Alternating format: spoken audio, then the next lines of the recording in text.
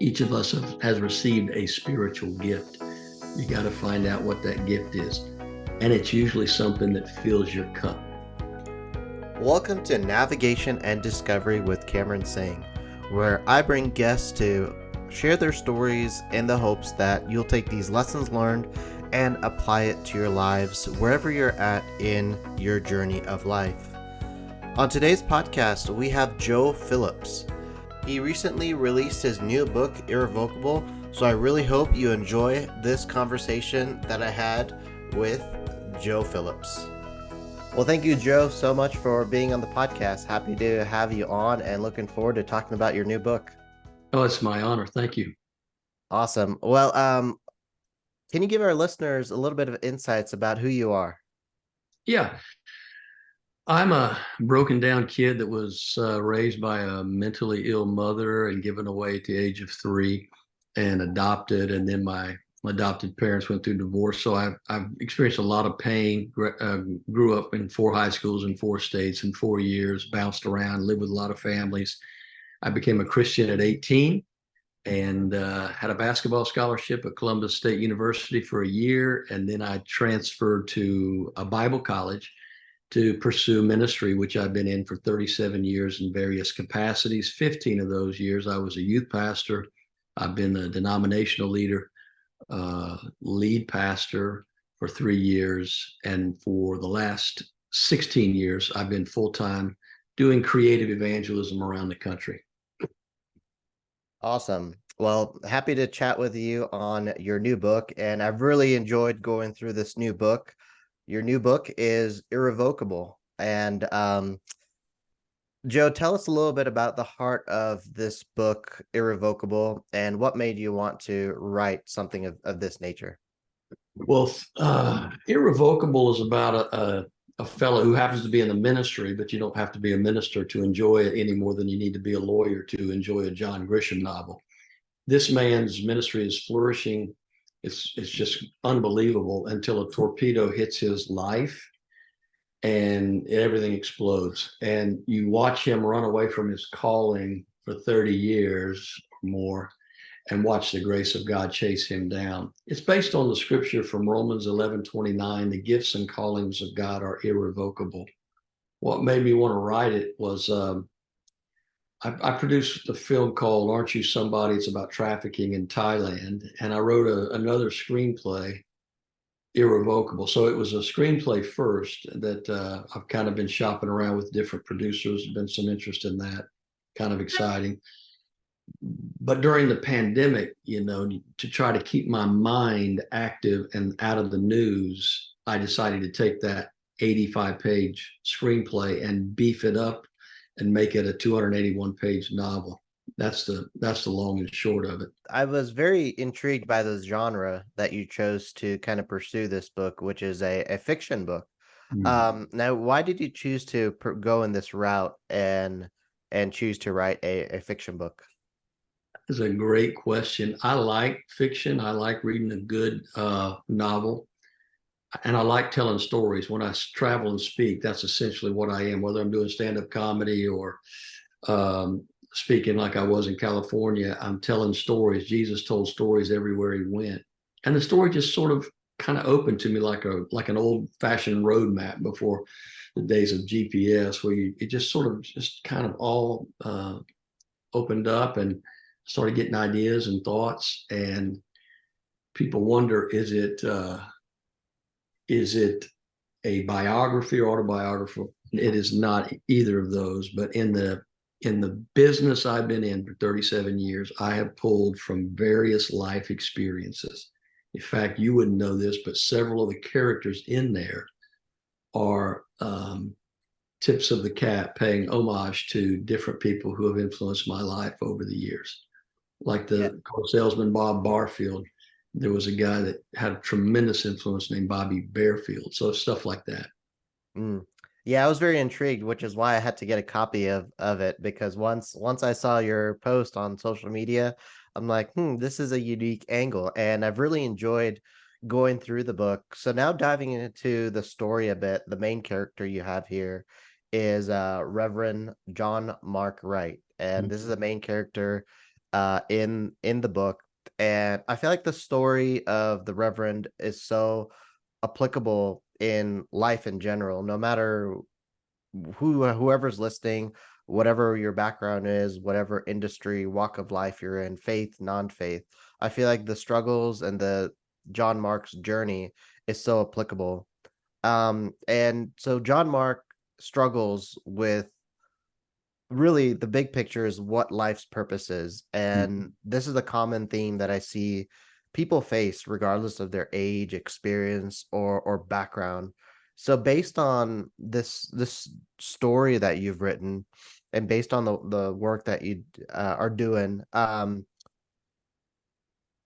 does one find their purpose, and or what advice would you have for those that are struggling to find their purpose in life? That's a powerful question. The gifts and callings of God are irrevocable, not just full-time ministry. I think 27 times in the New Testament, Peter Wagner talks about spiritual gifts in his book. Each of us has received a spiritual gift. You got to find out what that gift is. And it's usually something that fills your cup. It's something that brings you joy. And it's not like a drudgery. And we delight ourselves in the Lord. The Lord gives us the desire of our heart. So the way to get out of morbid introspection and discouragement is to try to find out, how can my gift, whether it's hospitality, whether it's wisdom, whether it's the gift of teaching, how can my gift help somebody else? And once you find that, you need to stay. Now it can evolve, like Sam Chan talks about. Callings evolve. It can evolve. It can be tweaked. It can even change. But fundamentally, that gift, he does not give it to you and then just say, "I'm kidding." You gotta find out what it is, find out what your gift is, and then, as my buddy Lee McBride says, you just keep giving it back. You just keep giving it back. That, to me, is how you stay in the sweet spot. Yeah, that's one thing that was refreshing for me, is that calling evolves over time. I always thought growing up it was, this is your purpose and this is what it's going to be, Yeah. but not realizing that that could change over time. And that's Yeah. truly what changed for Reverend John Mark. Mm-hmm. His purpose and his calling, it evolved over time. Well, I'll insert myself into the story a little bit, into the question rather. I'm called to preach the gospel as an evangelist. And for 16 years, it's been getting in a car, driving to Savannah, like I'll do Saturday, the Lord willing, going on an airplane to California. But Sam talks about, he was preaching, and then all of a sudden told his office, don't take any more calls, because what I'm doing in this room, the room that we were in, is what fills my cup. But he's also preaching. He's preaching to us. He's just not doing it the same way he did. For me, I want to preach the gospel, but I want to do it in very creative ways, because people will go see a film, or they'll possibly read a novel. They'll come to a comedy show. They'll go to a stage play, and they won't go to church. Hopefully, if you can kind of hook them in those areas, then they'll want to worship the Lord in a traditional setting. John Mark's calling really never changed. He just tried to find his way back to it. And if you'll notice and I don't want to give the plot of the book away, but you see some of when he's running, you see those gifts coming out in him, whether it's at the hardware store or at the car lot. You see that's one of the exchange with the guy trying to find the car. I love that scene where he's basically talking the guy out of a fat commission for himself so he can pursue his calling. Even though John's running from he knows how important it is for that guy to pursue his calling. Yeah, and John Mark, he also faced a lot of animosity. He also faced a lot of opposition, animosity. And so how does one face that and continue to go on that journey towards leading themselves to their purpose and towards the the life they're really called to live out, because it can be challenging Yeah. when you're really in the mix of the animosity, of the opposition, Yeah. and Well, that's in the book and in the film. I try to put in realistic things. You'll notice there was adultery and murderous rage and church politics. Mhm. And that's what knocks a lot of people out. People are jumping off the ministry boat left and right. And if the ones that are still on the boat could figure out something to do besides that, they would jump out too. The problem is that calling is irrevocable. So the advice would be you got to toughen up. Politics, that's a tough business. And so John gets into the buzzsaw of the church politics and becomes a victim. I've been prison shanked in churches. I mean, I have had horrific experiences in churches, but I'm not going to deconstruct my faith or walk away from my call Mhm. any more than I'm going to refuse to get on an airplane to California because somebody did something stupid on a plane. You know, pilots come to work drunk. Well, I'm not going to stop flying just because somebody was a knucklehead. And that's my advice. You and I have to stay tough in this deal to stay on the path. And I think people, I don't want to call people weak because I know there's real church hurt. And I'm not talking about scandalous abuse that we see about. I'm talking about just you got caught in a policy or Mhm. you got caught in a paradigm that is negative and painful. Stay with your call. Stay in your lane. Peter said to Jesus after Jesus restores him, making breakfast for a backslider on a beach. He restores Simon Peter, and Simon Peter looks at John and says, "Well, what about that guy? What about that guy right there?" Mhm. And Jesus gives him the Greek word, that's none of you. That's none of your business what I decide to do with him. You follow me. And Mhm. that's my advice. These people may be knuckleheads and these people may be painful, but you've got to follow me and you've got to do you love me? Yeah, you know that I love you. Well, if you love me, then here's your assignment. Mhm. And it's not that you love sheep or that you love the act of feeding sheep. Because you love me, then you do your assignment. Um, what is one trait of John Mark that you would say is unique? Man, that's a great question. Um, what I like about him is his sense of honesty. Even when he's running, Mm. he does not like liars and hypocrisy. Mm. He rubs against it. If you remember the scene where he's working as a sort of a handyman, and the guy he's working for is a charlatan. Mhm. To his core, he despises that, and he despises it. He despises it in himself. You see his life start unraveling. You know, he's making these commitments. He's committed to do this one thing for so long and to live a certain way. And then he makes a great victory in the bar that night, but Mhm. then he totally is defeated by it. Yeah. He totally collapsed. And that's life. You know, Paul said, I don't do the things I want to do, I do the things I don't want to do. And that's just part of it. It's about controlling the flesh. And we all have it. Yeah. And the goal is to make the flesh like a chihuahua, you know, and you snap the leash and you control it. Yeah. But too many people, the flesh is like this 56-pound golden doodle under my desk. You know, the dog will walk you. Yeah. And you see John's situation kind of spiral in that direction. But Yeah, that is he's an honest guy. yeah, that is so true. And the reality is integrity is so essential to it doesn't matter what you're doing, what walk of life you're in. It's so crucial to continuing to go towards your purpose. Mhm. Yep. Yep. So what do you hope readers get out of this book, Irrevocable?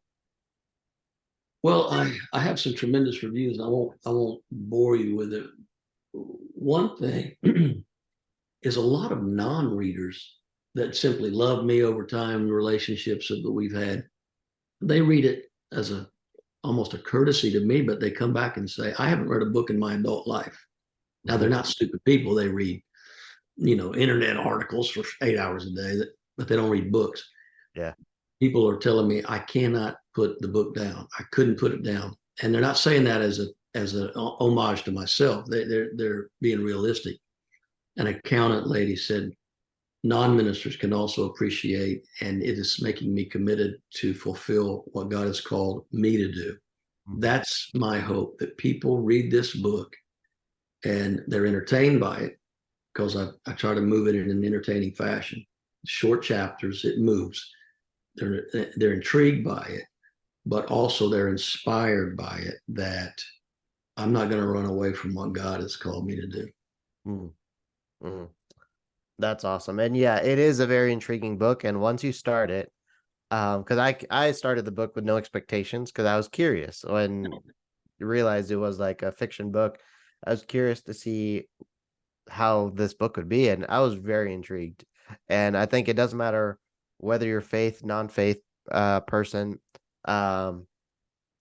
this book is for you, because there's a lot of nuggets to get out from this book. So Joe, how can readers get a copy of this book, Irrevocable? There's a link that should be in the show notes. If they'll just click on that, it'll take them right to the warehouse. They can get it for a donation of any amount. And I think the retail price is $24.99 from the publisher, but yeah, that's what it says, $24.99. But they can change it to a nickel, or they can change it to $1 million.